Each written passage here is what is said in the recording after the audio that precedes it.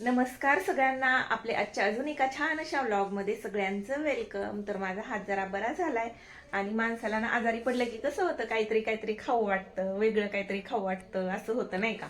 आणि माझं जरा उलटच आहे, मला थंडीत मध्ये म्हणजे उन्हाळ्यातल्यापेक्षा थंडीमध्ये जरा जास्त आईस्क्रीम खाऊ वाटतं. आणि हे गेलेले पोस्ट ऑफिसला एक पार्सल टाकायला माझं आपल्या शार्विक कलेक्शनचं. आणि त्यांना मी सांगितलं की मला आईस्क्रीम घेऊन या. आणि म्हणजे त्यांचं कसं असतं, आता माणसांना जरा काळजी वाटते नाही का, आजारी पडेल, सर्दी होईल असं, म्हणजे आपल्या मुलांनाच आपण देत नाही तर कशासाठी काळजीपोटीच देत नाही थंडीच्या दिवसात. तसंच ते पण नाही होई नाही होई म्हणत होते, बघूया आता घेऊन येतात की नाही. आणि त्यांना सांगितलंय रेग्युलर वाला आणू नका, एकदम चांगलं वाला आणा. आणि आता ते घेऊन येत आहेत, तर बघू कोणतं आईस्क्रीम घेऊन येत आहेत ते. तर चला मग ब्लॉग कंटिन्यू करा, शेवटपर्यंत बघा. व्हिडिओला लाईक करायला अजिबात विसरू नका आणि चॅनलवरती नवीन असाल तर सबस्क्राईब करायला अजिबात विसरू नका. तर आता नवरोबा आलेलेत आणि खरंच माझ्यासाठी आईस्क्रीम आणले. आहो, तुम्ही आईस्क्रीम आणलं? नाही. आणलंय. मला माहिती आहे आणलंय. कोणतं आणलंय? चॉकलेट कुठे? फ्रीजर मध्ये. फ्रीझर मध्ये. तर आता आमची पोरं घरी यायच्या आधी आम्ही खाणार आहे आईस्क्रीम, पोरांच्या गुपचूप गुपचूप.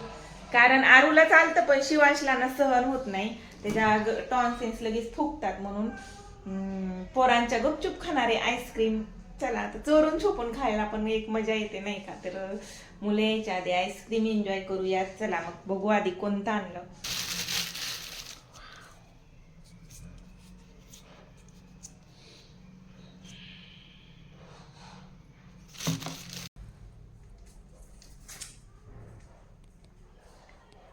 या.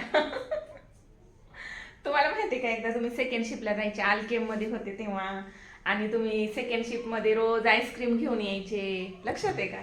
मी तुमची वाट बघत बसायचे. हे जायचे ना सेकंड शिपला, 12 वाजता यायचे. मुलं लहान होती, शिव तर अगदीच लहान होता, आरू तरी थोडीशी मोठी होती. आणि तेव्हा पण थंडीच्या दिवसात ना मी वाट बघत बसायचे यांची, हे येतील हे येतील. आणि ते येताना ना रोज 12 वाजता मला आईस्क्रीम घेऊन यायचे सेकंड शिपमध्ये. आणि मग आम्ही दोघं मिळून आईस्क्रीम खायचो आणि मग झोपायचं नाही का. आता प्रत्येकाचं वेगळं असतं. बऱ्याच जणांची खूप मोठी मोठी स्वप्न असतात. मोठी स्वप्न बघायलाही पाहिजे, तेव्हाच ते पूर्ण होतात, ती गोष्ट वेगळी. पण प्रत्येकाची आवड निवड वेगळी असते. आम्हाला काही जास्त फिरण्यामध्ये वगैरे इंटरेस्ट नाही आहे, त्यांना पण नाही आणि मला पण नाही.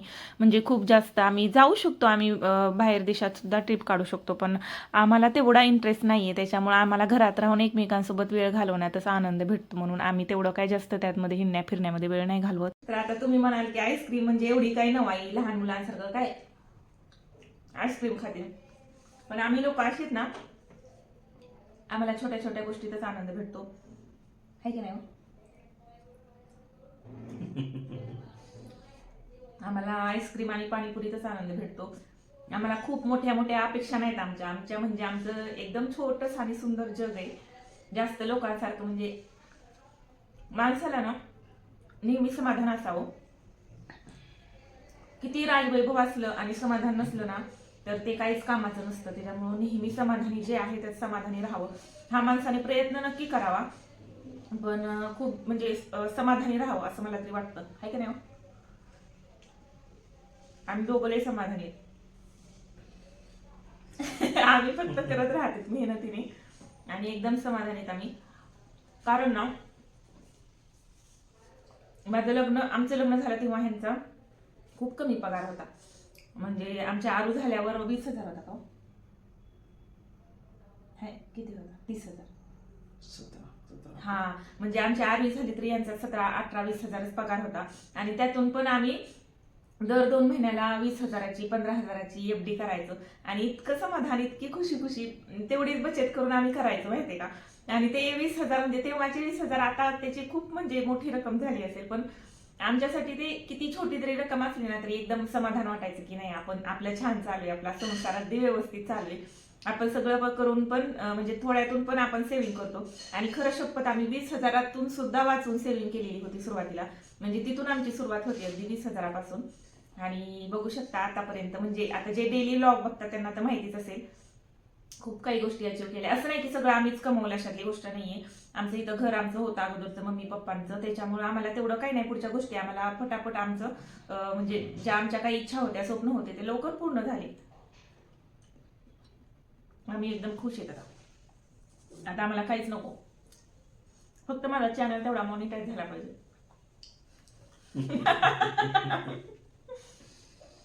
मग सपोर्ट करा मला. मग जाऊन समाधानी होईल तुला. असं नाही, पण काही काम करतो तर थोडस म्हणजे साहजिक है ना. थोड़ा ही खा. दिव्या का खाया ना. क्या था? वो कैंटीन में. क्या खाया? आज कैंटीन में नूडल्स थे. ठीक आहे, जा तिथं बसून जेवण कर. चाउमीन थे. Chowmein noodles. नको, शांत राहा जरा. माझे गिफ्ट दे ना. देते थांब. दात पडला एक आणि दिसते कसं. मांजर घेऊन नाही. उंदर घेऊन गेला. उंदीर घेऊन गेला होय.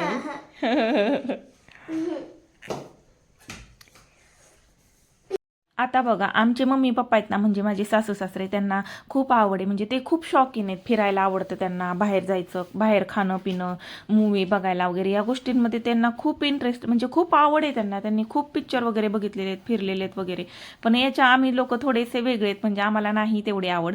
म्हणजे काही काहींचं कसं असतं, घरच्यांचा विरोध असतो की नका उगं विनाकारण पैसे खर्च करू. आणि आमचं असं नाही आहे. आमचे घरचे उलट आम्हाला सांगतात, हेच दिवस असतात फिरायचे बिरायचे, फिरून घ्या, हे करा ते करा. आणि आम्हाला घरात बसायला आवडतं. थोडंसं विचित्र वाटतं. म्हणजे फिरतो आम्ही, नाही असं पण नाही, पण 2 दिवस फार झाले, आम्हाला कधी घरी जाईन असं वाटतं. जास्तीत जास्त तर आम्ही 1 डे ट्रिपच काढतो. कधीतरी मग असं एक मुक्काम करतो, असंच फिरतो आम्ही, खूप जास्त नाही. तर प्रत्येकाचं वेगवेगळं असतं. मेन म्हणजे मला ना ही एक गोष्ट विशेष वाटते की बरं झालं आमचं दोघांचं पटतं, नाही तर एकाला फिरायचं असतं आणि एकाला घरात बसायचं असतं तर किती भांडण झालं असतं नाही का. म्हणजे आम्हा दोघांनाही आमचं एक मत आहे. मला पण जास्त घराबाहेर नाही राहू वाटत, कधी घरी जायला असं वाटतं. म्हणजे काही जणांना खूप बिनधास्त घर सोडून राहतात 2-2 तास वगैरे. तसं मला, मी कधी काही कामानिमित्त तरी बाहेर गेले ना की कधी घरी जाईल आणि कधी घरी जाऊन पोहोचेल असं होतं. तसंच काहीतरी म्हणजे मला घर सुटत नाही अजिबात, असं आहे माझं. चला मग आजच्या व्लॉगमध्ये एवढंच. भेटूया पुढच्या व्लॉगमध्ये.